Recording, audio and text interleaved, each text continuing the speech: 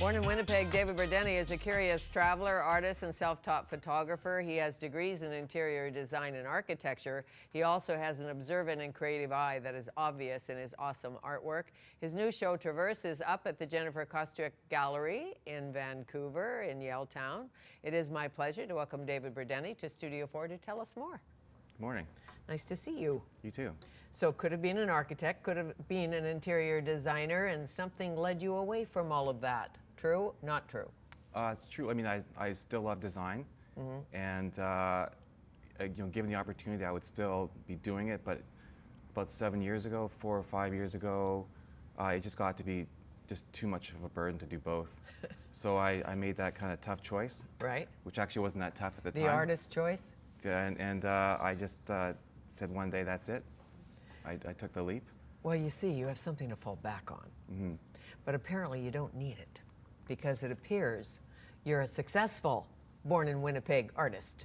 Well, I've been busy for the past, what's been 5 years now that I've been working on my own, and every year seems to be better. I seem to be, the work is getting out there in more galleries. Sure, price is higher, always good. That's a good sign. No kidding, because we always say, I should have bought a David 10 years ago. What was I thinking? And luckily some of them have sold out. Each year more images are selling out, so I think that's a good sign. Collectors are collecting more of them. That is a good sign. So this journey, the Traverse show, what was it like? Why was it different than other times? This year was different. I mean, mainly because I shed a lot of weight, not me physically, but I shed a lot of weight technically. I was working with large format equipment for the past 5 years, large cumbersome cameras. These bellows. I got to carry pounds and pounds of film. In the Antarctic and places like that. Yeah, and it's like an antiquated technology where I'm using a dark cloth. I'm using focusing ground glasses and everything. So it's kind of complicated. And so I spent so much of my time dealing with that technology that I wasn't really paying attention to what was around me.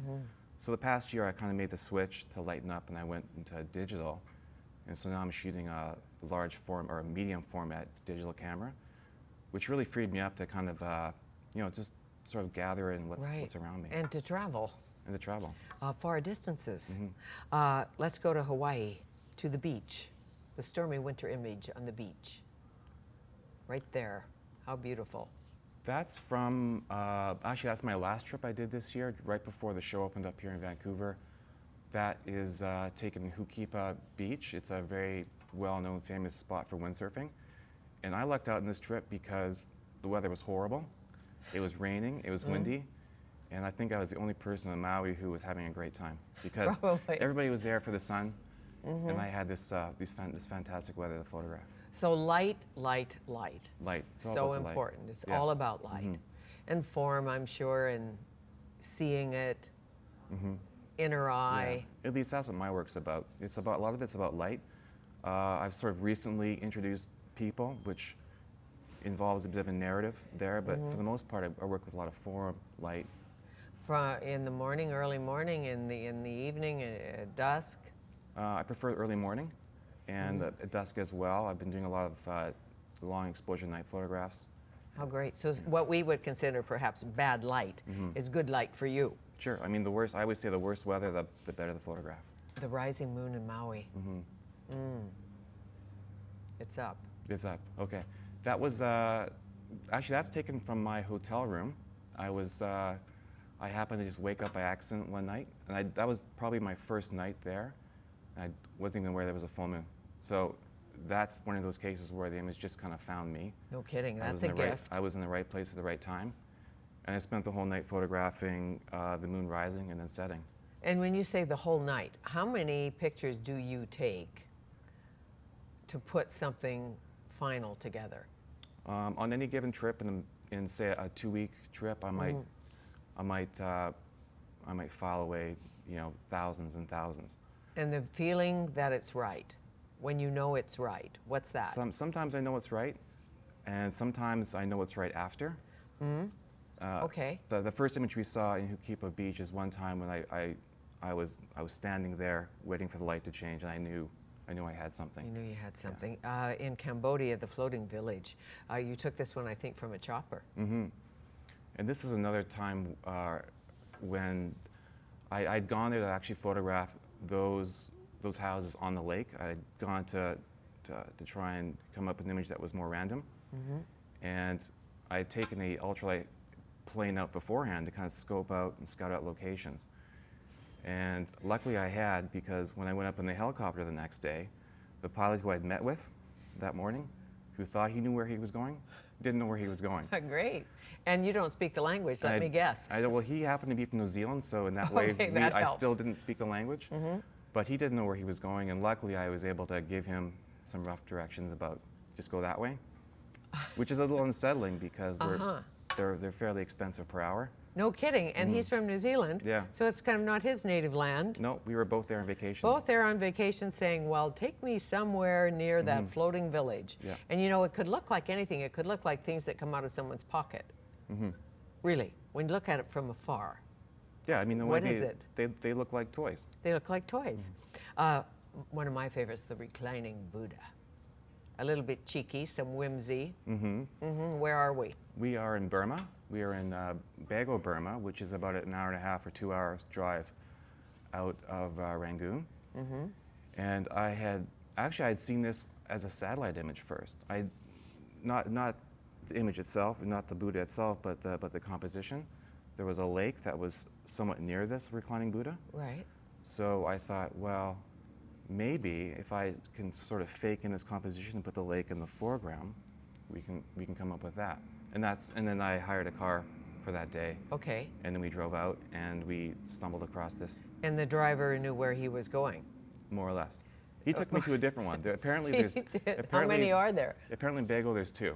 Okay. But that wasn't the one I was looking for. Okay, and then you went to St. Joseph's in Mandalay. Mm-hmm. Mm. Oh my God, beautiful, beautiful church. Beautiful. And strangely enough, right in the middle of Mandalay, there's this beautiful pastel Catholic church. Wow, and was it okay for you to go in? Did you have to get permission from the priest? I strolled up one morning as Mass was just starting, and they invited me in, and I sat down, and I sat through Mass. Really? Do you know the Holy Marys, Mother of God, pray for us sinners? You knew nothing? No. You didn't fake it? I couldn't even fake it. And so they just invited you in and you took the pictures. They invited me in. And, how great. And then after the service was over, they, a couple of the younger boys, they let me work as much as I wanted. They took me into the back, they took me down to the basement, showed me all around the church. So, I mean, everybody in Burma is just, they're wonderful generous. people. Mm-hmm. Yeah. People go to Burma and say, I want to live there one day. Mm-hmm. Office Tower in Shanghai. I was talking about when we were doing the ferries, playing with ferries, it had sort of that feeling, but that's some office tower. What time of day? I'm guessing it was about 6 o'clock at night, just after dinner. And I lucked out in that all the lights were still on the building. I'm guessing they were there cleaning. Sure. And I had gone up to actually photograph the river from the top of a rooftop lounge along the river. And when I got there, there was this magnificent view of this building. So it's another case where the image found me. I just happened to be there, and I turned the corner. Right, so it's a bit of kismet. Yeah. And Traverse in the South China Sea, you named the show after it. Yes. Why? Because I think this image traverses a lot of the work that I've done from the beginning. There's elements in there that from Japan. There's some elements of the new color work that I've been working on. Right. How large is this piece? This size. They range most of these pieces, they range from anywhere from 44 inches high to about 13 inches high. And when you hang it on your wall at home, once you buy it from David, how do you light? Yeah, that's right. Jennifer is the gallery. But so you buy a piece and then you take it home. How do you light a photograph or photo conceptual art? What's the best way? Well, ideally you want to light it with, keep it out of daylight. You want to keep it protected from UV rays, light. And incandescent lights are not as good, but halogen. A nice clean white light is good. But the sun would damage it, I'm assuming. Yes, the sun would bleach them out, and if any color photograph, wet color photograph sits in the sun too long, you tend to lose the yellow layer. And in that case, does the gallery replace the image, or how does that work? Or you just ruined it pretty much? Well, that's actually It's really yours. That's been a point of thing. contention a couple times. We've gone in and we've replaced them, but we've advised the client that they should hang it properly. Take good care, hang Yeah. it properly, make sure that the sun isn't shining on it. Anybody who's ruined a piece of art learns that lesson the first time. You do it once. You do it once and you think, what happened here? And then you figure it out. Do But you ever shoot in black and go ahead? I was going to say, actually, in fact, a lot of the galleries will buy 2 photographs, and they keep one in dark storage at Just all in times, case? and then they replace them over time because they degrade no matter what kind of light they're in. Yes. Do you ever shoot in black and white?